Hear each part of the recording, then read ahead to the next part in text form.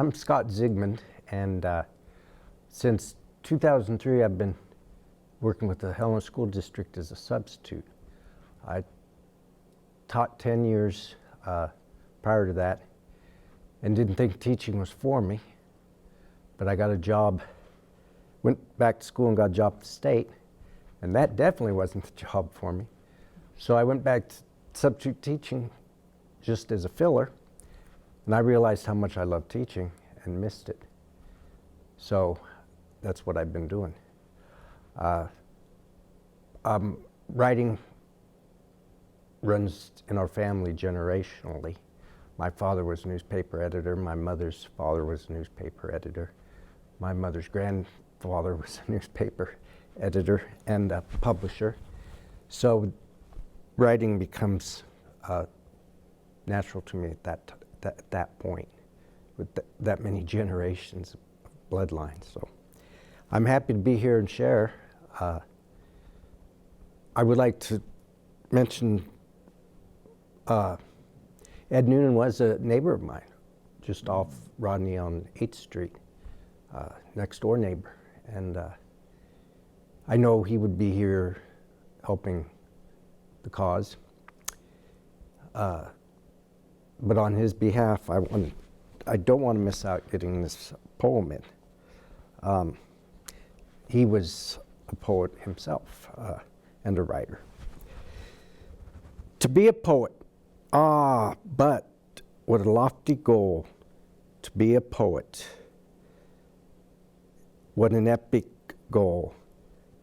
You must have a passion, a fervor for life, for all the flavors of life, an appetite. You must be a dreamer of dreams,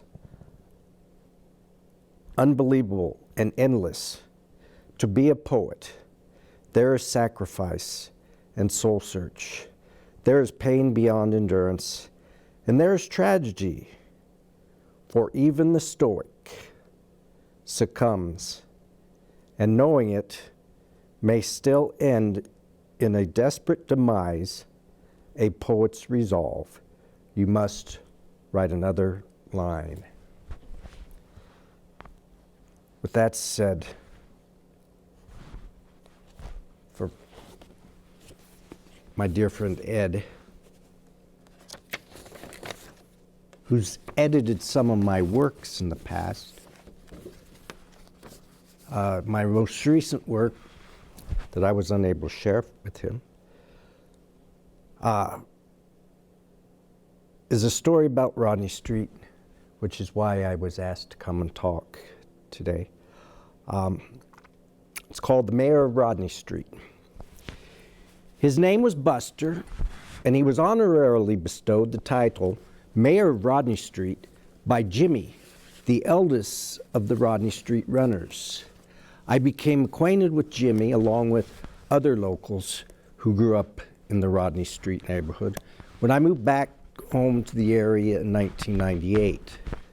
The proclamation received unanimous agreement amongst all my friends and neighbors without the faintest of hesitation.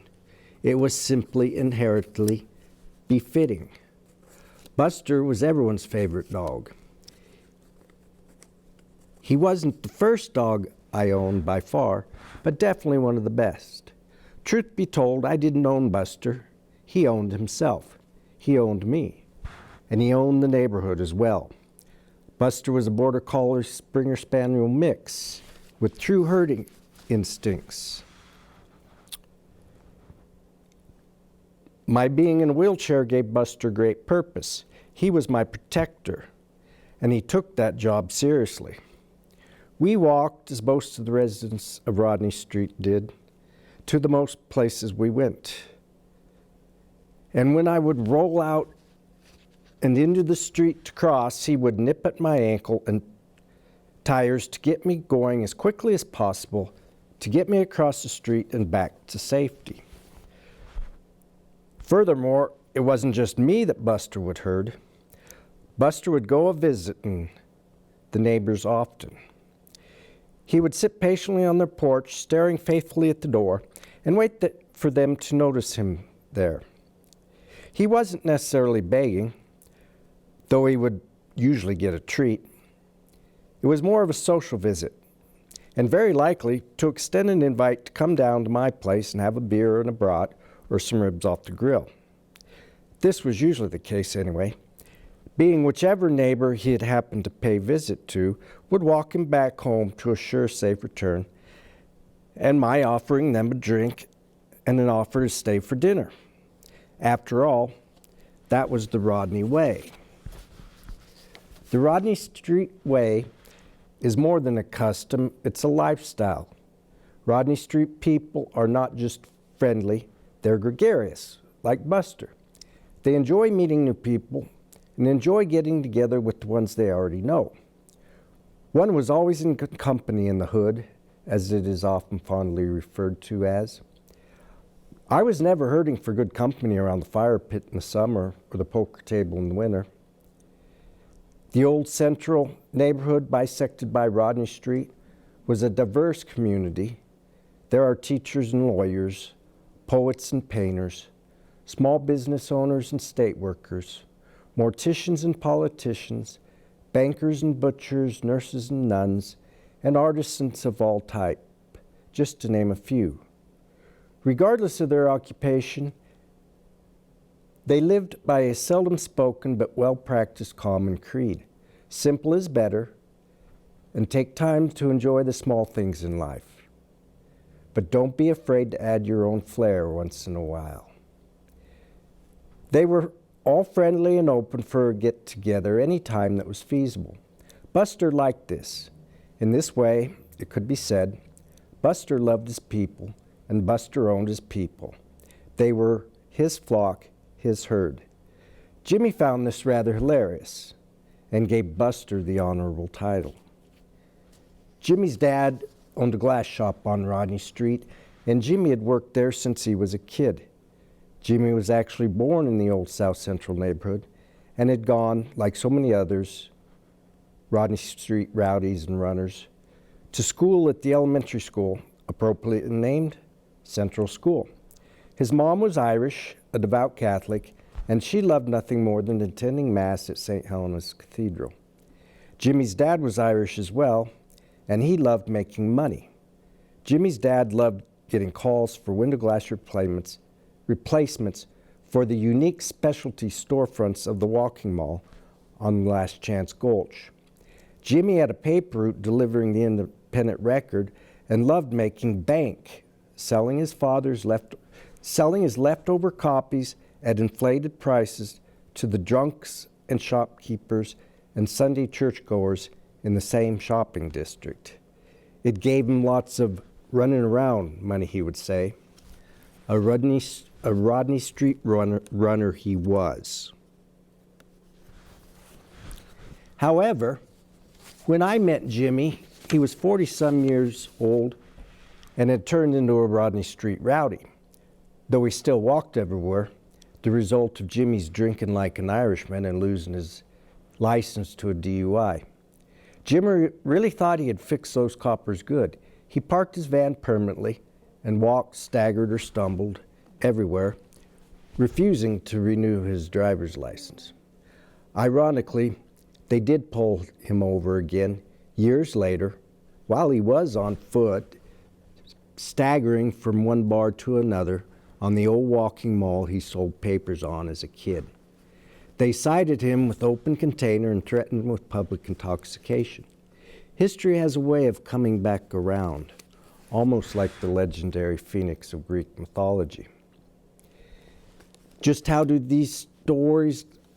stories like this become part of the Rodney Street lore, almost legendary and timeless? A short history of Rodney Street might help explain how such a place could come to life on its own accord. Basically, Rodney Street is simply alive. It had a feel, a look, and a language all of its own. It had history from the times of old. A rhythm ran through it as well, a beat, unique in and of itself. It was here where time moved slower than anywhere else in town. The people did as well. Some would say It maybe even had its own heartbeat. Physically speaking, it appears little more than a piss-poor, pothole-ridden paved alley 3.5 miles long. It was a road where the solid yellow center line is only a suggestion, not a requirement. It ascended onto the mountainside of the South Hills, up Mount Ascension. It was designated as Old Central by the city zoning division, the original neighborhood of the town. There was no need to search for characters. They were everywhere. One could easily and regularly find individuals walking down the street, talking and singing to themselves. Others dance along the way, complete with an occasional pirouette followed by a bow, while others recite Bible verses. And anyone who knows Moses of the neighborhood loves him and admires his happy-go-lucky ways. However, this is only a small fraction of the types of characters you find in the hood. We have all kinds here, expressing themselves in their yard decor, how they paint their fences, or what they make their fence out of, how they landscape their yards, and what colors they paint their house. Rodney Street originated as housing for the miners who struck gold on Last Chance Gulch at the base of Mount Ascension in 1864, as well as the shop owners and keepers who provided goods and services for those miners. And yes, there was an active brothel, which remained open for business until 1973, when it was shut down in a police raid. Such a feat is befitting when one considers or hears the history of the hanging of the rogue Sheriff Henry Plummer by a gang of vigilante lawkeepers in 1864. Still today, just like back in those times, there are more bars and gambling halls about the Old Central neighborhood than anywhere else in the city. In modern times, the old mining district simply became the local downtown shopping district, a simple walking mall where time literally slows down to a pedestrian's pace.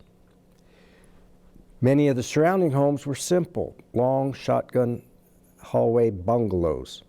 Almost every house, no matter how large or grand,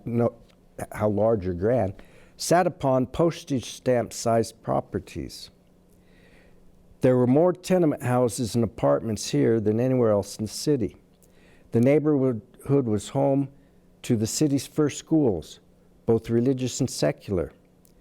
There were also more churches in the neighborhood per capita than anywhere else in the city, the grandest being St. Helena's Catholic Cathedral.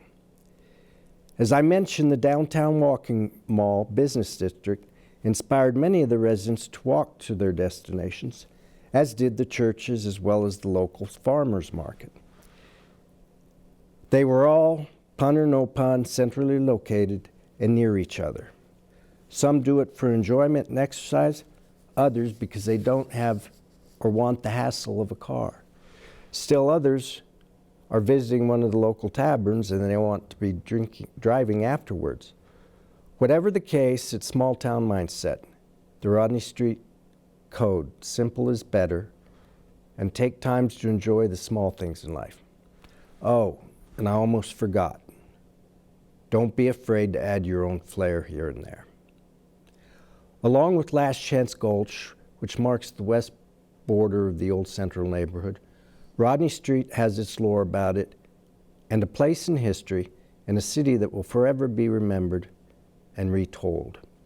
It's comparable to what E Street did for Bob Seger Band, the Pike Street Pier did for the Seattle Fish Market, or Broadway for New York and Hollywood for Los Angeles. Everybody knew what to expect.